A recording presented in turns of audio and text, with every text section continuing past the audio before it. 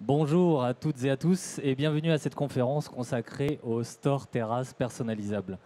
Le marché du store est resté jusqu'ici un peu spectateur sur les questions de personnalisation et la jeune PME Les Touristes qui a débarqué sur le marché de la protection solaire en 2020 entend bien bousculer les choses. Son idée, lier les atouts climatiques du produit à une approche résolument esthétique. Thibaut Rodet, l'un des cofondateurs des Touristes, va nous expliquer tout cela. Bonjour Thibaut. Bonjour. Vous êtes accompagné par l'une de vos clientes, Hélène Letourneau de Signarama. Bonjour Hélène. Bonjour. Thibaut, je vous laisse la parole. L'objectif aujourd'hui, c'était de vous parler un peu d'un projet où on a dû collaborer avec des enseignistes, des imprimeurs, mais aussi des industriels sur la manière d'architecturer un projet imprimé, que ce soit dans la construction d'un store et dans savoir sa mise en application. Donc quand on parle de protection solaire, en fait, on s'adresse à différents marchés, c'est-à-dire qu'on a le store vertical qu'on va mettre par exemple à l'intérieur d'une boutique, qu'on va mettre à l'extérieur d'une maison. On a tout ce qui est toile de protection solaire qu'on peut retrouver chez les particuliers, c'est-à-dire les toiles de véranda. On a aussi tout ce qui se fait toile de mise, c'est-à-dire toile de, comment dire, les voiles d'ombrage qu'on peut personnaliser. Et aussi, ce qui est le plus connu, c'est les stores pour les terrasses, les cafés, les hôtels, les boutiques, les restaurants. C'est un domaine qu'on appelle le CHR. Ce marché-là, c'est un marché qui est en constante croissance en fait en France. En 2019, il se vendait 1 million de store ban en France, donc avec une surface approximativement qui est de 6 mètres par 3 mètres, donc 18 mètres carrés. Ça fait 18 millions de mètres carrés de toiles sur lesquelles aujourd'hui il n'y a aucune personnalisation. C'est un secteur qui est totalement neutre. C'est dans le sens où les personnes viennent et choisissent des coloris comme on faisait avec le papier peint il y a 10-15 ans. En fait, le marché du papier peint il a énormément évolué dans le monde de l'impression numérique et le marché du store il est encore avant cette étape-là. Quand on allait chercher un papier peint pour décorer chez soi il y a 15 ans, on allait dans un magasin, on regardait des grands boucs de papier peint, on choisissait une frise, on choisissait tous les coloris et après on partait avec son rouleau. Aujourd'hui, le monde du store, c'est exactement la même chose. On va chez un storiste, on regarde un peu les structures et on découvre des catalogues de toiles. Au milieu de ça, on n'a pas énormément plus de choix, on n'a pas de personnalisation.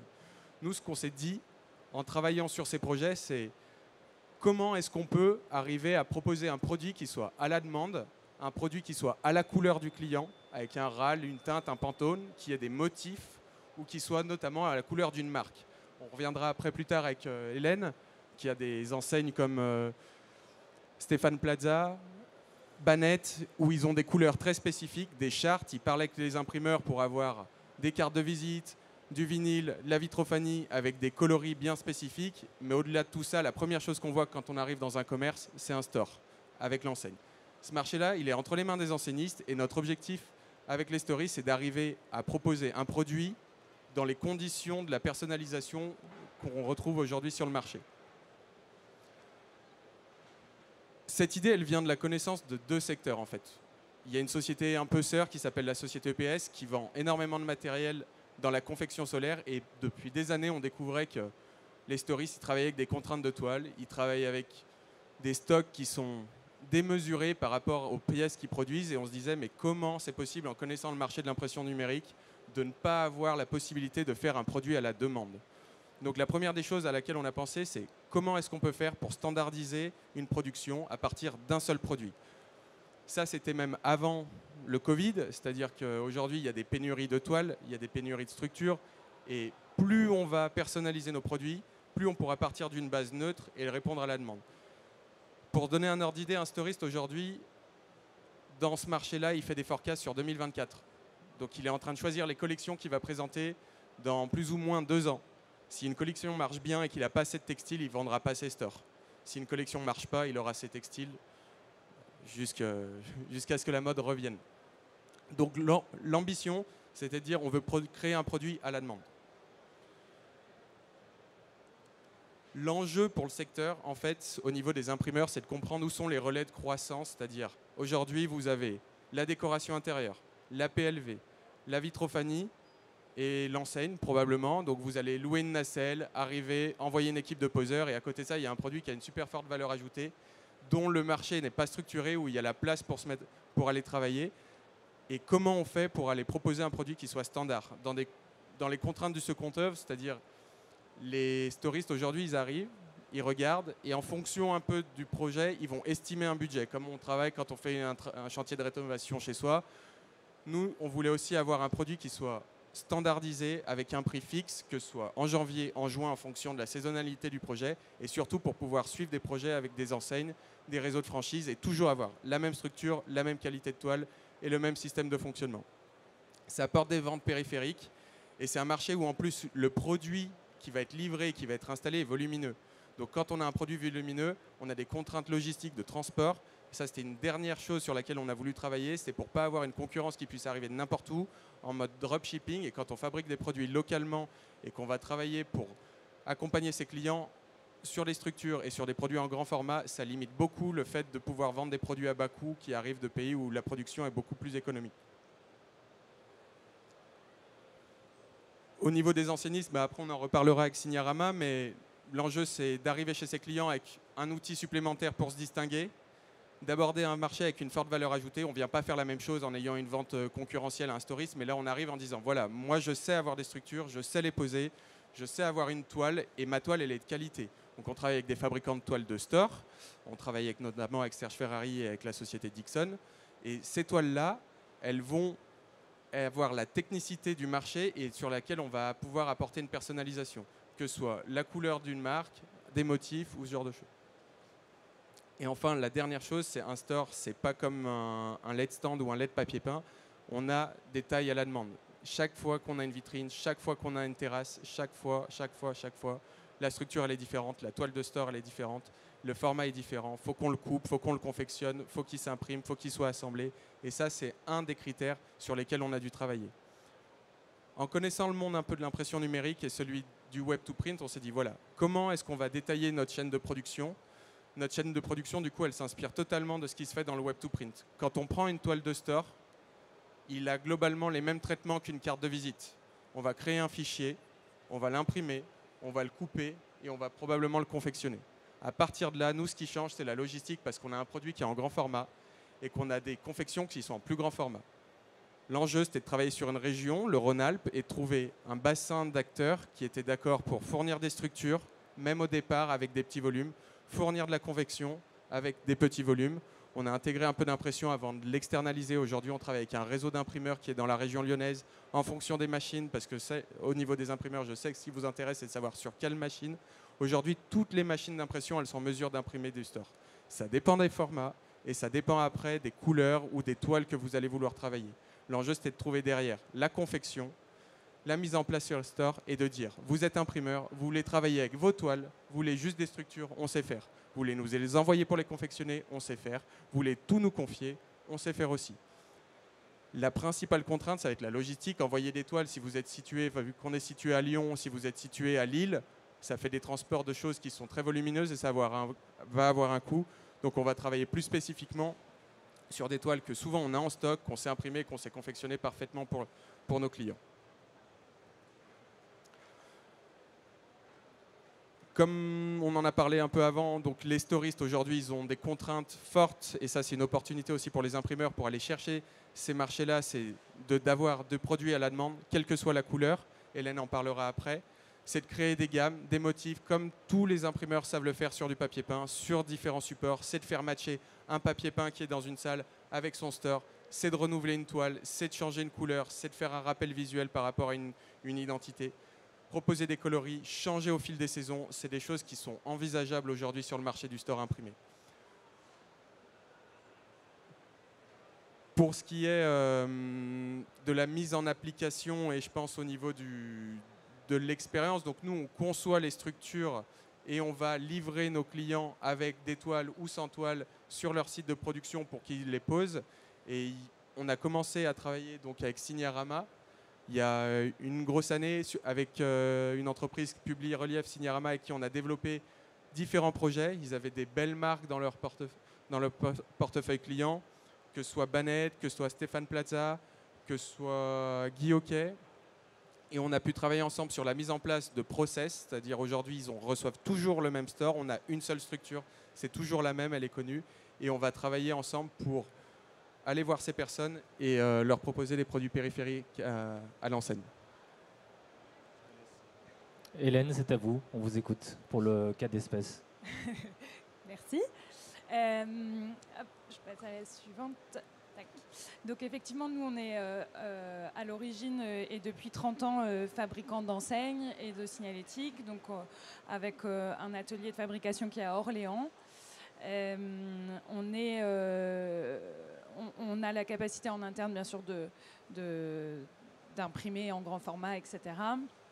Pour autant, c'est vraiment assez récent qu'on se penche sur le store et quand on a commencé à être sollicité par nos clients pour avoir une offre plus globale, on a été un petit peu perdu.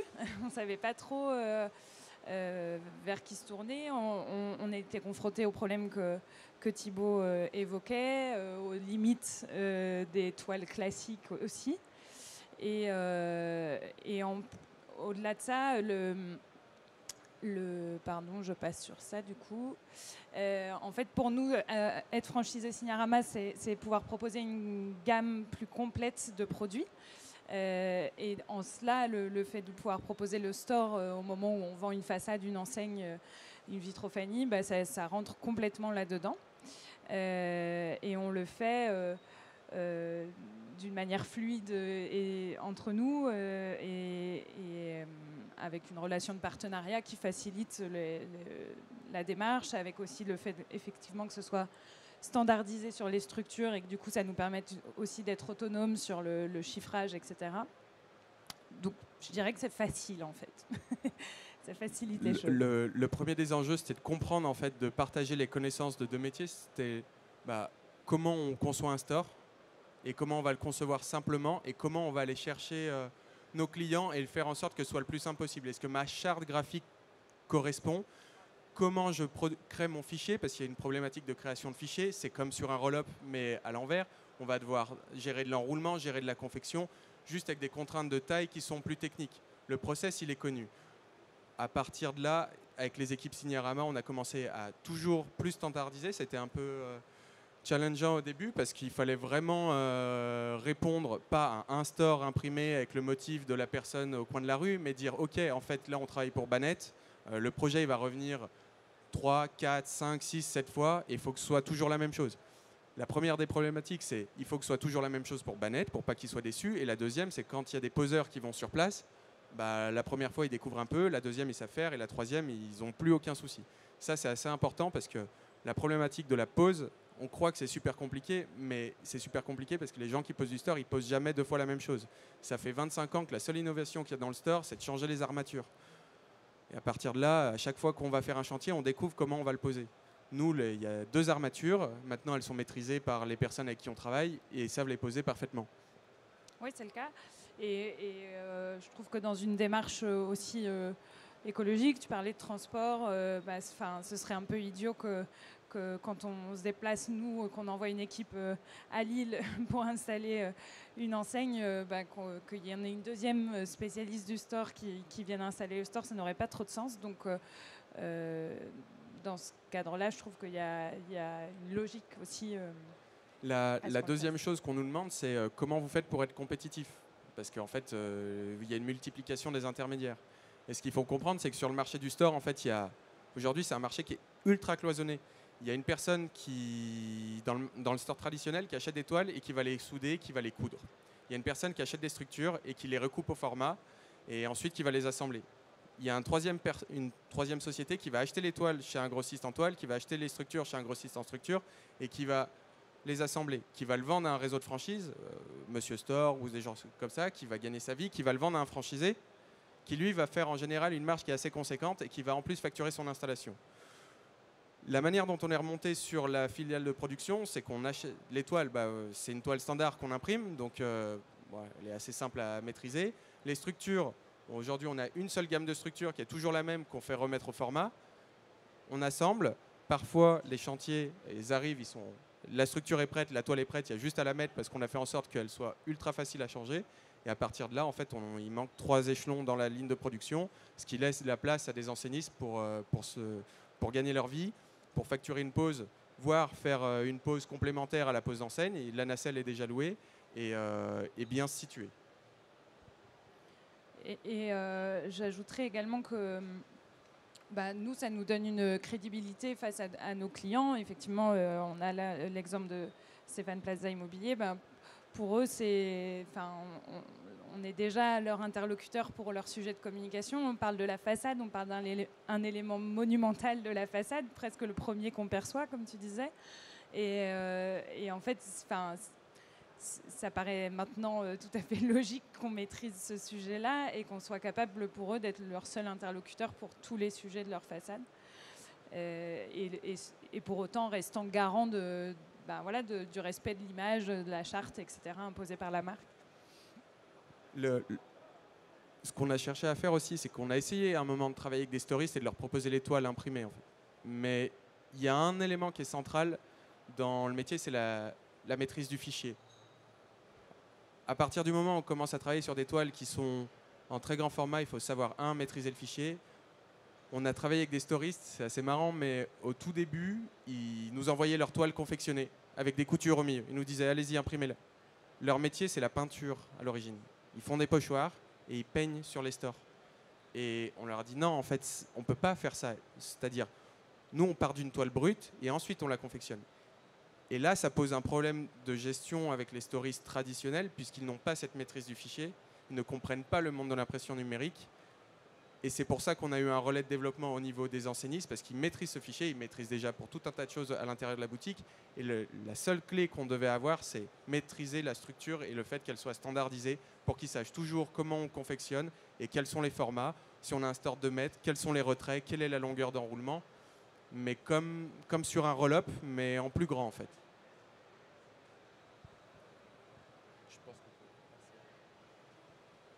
Donc, si on doit un peu peut-être résumer en fait ce qu'on vient d'expliquer, c'est que c'est dans des métiers où l'enseigne, l'impression numérique qui sont très concurrentiels, notamment avec des produits qui peuvent arriver par des plateformes à bas coût. Là, on a un produit où il y a une pause qui est forcément à prévoir. On n'est pas sur un produit qu'on va déployer soi-même dans une vitrine, un pop-up, une PLV.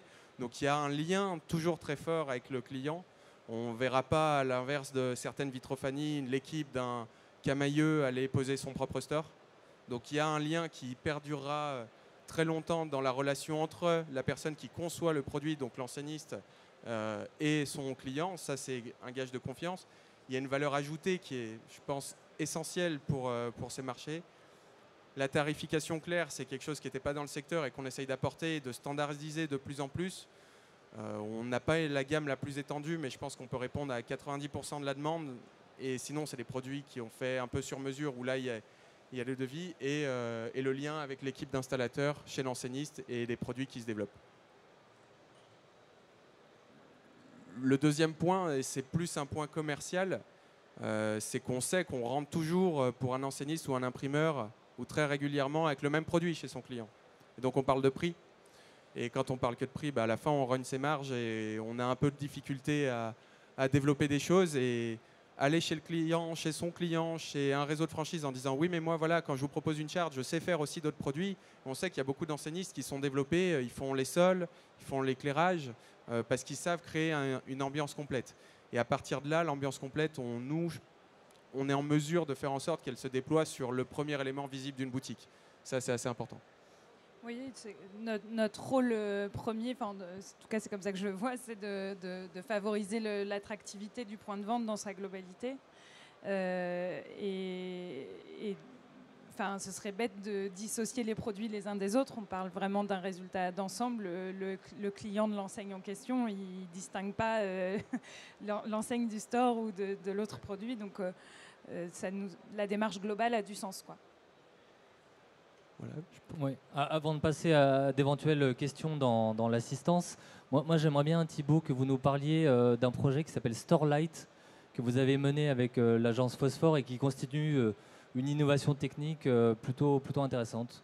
Alors le projet Storelight, en fait, ça a été fait à la demande d'une concession automobile au départ, qui ne voulait pas placer d'écran et qui voulait avoir un seul produit, c'est-à-dire un store et de la projection vidéo.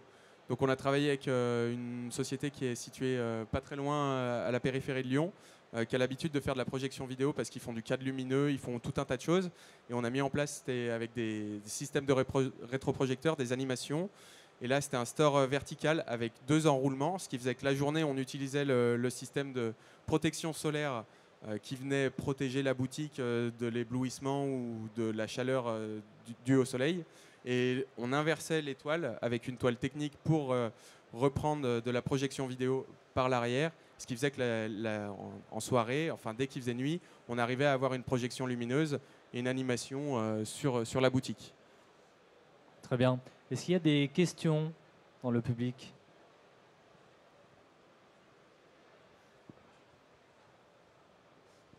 Dans le cadre de votre collaboration, là, quelles sont les étapes que vous avez gardées en maîtrise chez Signarama? L'impression de la toile, l'assemblage, la pose? En l'occurrence, non. On garde que la pose pour notre compte. Ça nous permet d'avoir une maîtrise totale par la création par du Thibaut. fichier. Et la création du fichier, bien sûr. Donc, La création du fichier, puisque nous, ce ne sont pas nos clients. Donc en fait, on a en place des modèles de production. C'est en fonction, dans la technique, si on a un moteur, si on n'a pas de moteur, quelle est la taille de la barre centrale. C'est des questions un peu sensibles, mais c'est aussi pour ça qu'on a besoin d'avoir une répétabilité des projets.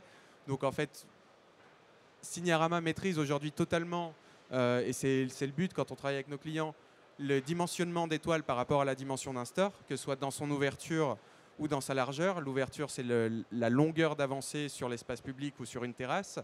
À partir de là, ils savent comment fonctionne notre enroulement, comment fonctionne notre système de soudure et quelle est la largeur avec les retraits si on a un moteur ou si on a une manivelle, parce qu'il y a aussi des stores manuels. Donc, à partir de là, nous, on reçoit les fichiers, on vérifie on fait une double vérification parce qu'on est quand même sur des surfaces qui sont assez grandes, et ils reçoivent la structure et la toile.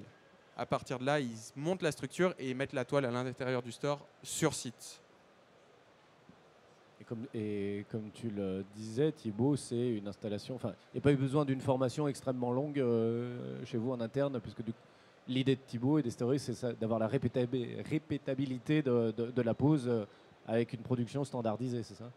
Oui, et clairement, jusqu'à maintenant, alors il nous était déjà arrivé de monter des stores. Enfin voilà, nos poseurs sont pas forcément poseurs de store, mais ils savent suffisamment bricoler pour y arriver. Pour autant, monter un store différent à chaque fois, ça posait des problèmes. Là, le fait d'avoir une gamme standard, effectivement, le premier, on met un peu plus de temps, le deuxième, un peu moins, et puis après, ça roule. Il n'y a plus de surprises, et du coup, on gagne en efficacité de ce point de vue-là. Ouais. C'est quoi les retours des clients? Globalement, ça se fait naturellement. Enfin, c'est presque ça tombe sous le sens en fait pour eux. Il n'y a rien d'incongru au fait qu'on arrive en disant oui, bien sûr, on va vous vendre une enseigne, un store, l'ensemble, parce que en fait, on aurait toujours dû faire ça. donc les retours sont bons, et en termes de qualité également. Et puis en termes d'image, c'est sûr qu'on a des belles façades qui rendent bien dans leur ensemble et qui sont très visibles à distance grâce à l'ensemble de nos produits réunis. Oui, puis il y a eu une opportunité dernièrement. On a fait un projet qui était probablement un des plus simples, mais il n'y avait pas de logo. C'était une toile d'une couleur. Et c'est des toiles qui n'existent pas en standard. Donc le client, en l'occurrence, c'était Guy Hockey, si je ne me trompe pas. La forêt. C'était la forêt, et ils ont un bleu très spécifique qui n'existe pas en toile, et à partir de là, il fallait le créer. Et pour un imprimeur numérique, il n'y a rien de plus simple en fait. Il fallait juste faire un store avec. Désolé, je mobilise le micro, mais est-ce que c'est un projet qui pourrait être déployé dans l'ensemble du réseau Signarama? Est-ce que ça peut faire qu'à d'école chez Signarama? Alors oui, clairement, c'est comme ça qu'on fonctionne. Après, chaque franchisé Signarama est indépendant et travaille avec qui il veut, et voilà. Maintenant, moi, quand j'aime bien travailler avec des fournisseurs, on les pousse auprès du réseau, bien sûr. Et voilà. Ça a été aussi une des caractéristiques un peu facilitantes, puisqu'on a pu livrer chez d'autres Signarama. Donc, c'est-à-dire qu'il y a d'autres agences, ce qui a permis d'économiser parfois Publirelief et à Orléans. Et donc on arrive à faire stocker sur des plateformes pour qu'ils les récupèrent, pour pas partir avec un camion, parfois avec les stores directement. S'il y en a plusieurs, ça peut être un peu complexe logistiquement. Donc soit on arrive à trouver des bases de livraison sur certains spots, soit le fait qu'il y ait un réseau Signarama en place a permis de dire bon bah en fait là on a un projet, c'est à Toulouse. Et ben, l'adresse du Signarama c'est Toulouse, c'est là, et on va livrer tout sur place, on récupère et on fait le projet qui est dans la région. Donc ça a été aussi on va dire une facilité logistique. Ceci étant, on a aussi beaucoup d'enseignistes qui travaillent dans un rayon autour de chez eux et pas sur du déploiement d'enseignes comme le fait Publirelief Signarama. Et moi j'ai une dernière question autour de la RSE, du recyclage. Comment ça se passe? Quelles actions vous menez en... Alors il y a deux manières de répondre à la question. D'une part, c'est des toiles qui sont enduites de fibre PVC. Donc à partir de là, il y a une complexité écologique. Et la première des choses, c'est que c'est un produit qui est là pour durer. Donc à partir du moment où on ne prend pas forcément le produit le plus écologique, mais qui va avoir une durée de vie dans le temps et qui va avoir une pérennité, on travaille déjà sur une base qui est positive. La deuxième chose, c'est qu'un store, c'est un élément de protection solaire. Les toiles aujourd'hui tissues, elles n'apportent aucune technicité à un bâtiment. Les toiles avec lesquelles on travaille, et la toile avec laquelle on travaille, qui est une toile de chez Serge Ferrari, qui s'appelle la Soltis 96, c'est la toile principale avec laquelle on travaille. C'est une toile qui est connue pour le monde du store et qui a des propriétés techniques qui sont ultra valorisantes pour le bâtiment, dans la mesure où elle bloque le rayonnement UV, elle bloque la chaleur à un certain niveau. L'air chaud ressort parce qu'elles ont des micro-aérations, et on sait que sous une toile de store technique, parce qu'on ne travaille pas avec des bâches à bas coût, c'est des produits qui sont chers, qui sont onéreux, qui sont connus dans le monde de la protection solaire, on a une différence en degrés qui peut être de l'ordre de 10 degrés entre le dessus d'une toile et le dessous d'une toile par l'aération qu'on a. Donc, dans un produit qui n'est pas forcément, parce qu'on parle beaucoup de produits sans PVC, en l'occurrence, c'est un produit qui a du PVC, mais il va apporter sur la consommation énergétique d'un bâtiment un bénéfice, ouais. Un bénéfice qu'aucun produit aujourd'hui ne peut créer. Et juste la durée de vie d'une toile moyenne. Les toiles sont garanties 10 ans par les fabricants. Okay. Donc après, on espère que les boutiques dans lesquelles on va installer le produit durent elles-mêmes 10 ans. Selon l'usage. C'est pas toujours le cas. Les brandings d'entreprises changent aussi. Les stores changent plus fréquemment. Mais dans l'optique, c'est d'avoir un produit pérenne. Et on sait aujourd'hui, il y a une loi, la RSE, qui a poussé les bâtiments à avoir de plus en plus de vitrage. Ça a eu comme impact d'avoir de plus en plus d'ensoleillement. Il y a des sociétés aujourd'hui qui vont poser beaucoup de films solaires pour limiter la transmission de la chaleur. Ça limite aussi la visibilité à l'extérieur, et sachant que les stores, eux, ne limitent pas le fait de se voir. Quand on est dans une vitrine, si on parle d'une boutique, on a envie de voir à l'intérieur, on a envie de voir ce qui s'y passe. On est là pour voir les PLV, les scénographies. Avec un store, on garde de la luminosité, on limite la chaleur, on limite l'ensoleillement direct, mais on va avoir une baisse de la consommation énergétique, notamment des clims, puisqu'il y a de la clim de partout en ce moment. Et donc au-delà des toiles, et donc vous parliez d'un deuxième point, plus en termes de recyclage. Donc vous récupérez les stores avant pause. Il y a un système comme ça que vous commencez à instaurer ou pas? Le recyclage des structures, en fait, aujourd'hui, il est un point qui est pratiquement non existant. C'est la déchetterie, hein. C'est de l'acier, c'est du métal, donc ça part dans des cycles de recyclage qui sont traditionnels. Sur les toiles, c'est les fabricants qui ont pris les initiatives il y a longtemps, c'est-à-dire ils sont connus, hein, Dixon, Serge Ferrari, qui eux ont mis en place des programmes où les toiles peuvent être retournées. Après, on est une entreprise jeune, donc on n'a pas encore changé nos toiles, mais ça viendra. Mais les programmes existent. Rendez-vous dans quelques années pour faire le point. On l'espère. Avec plaisir. Est-ce qu'il y a d'autres questions? Non? Très bien. Écoutez, merci Hélène, merci Thibaut pour cette session. Merci. Et bonne soirée à tous.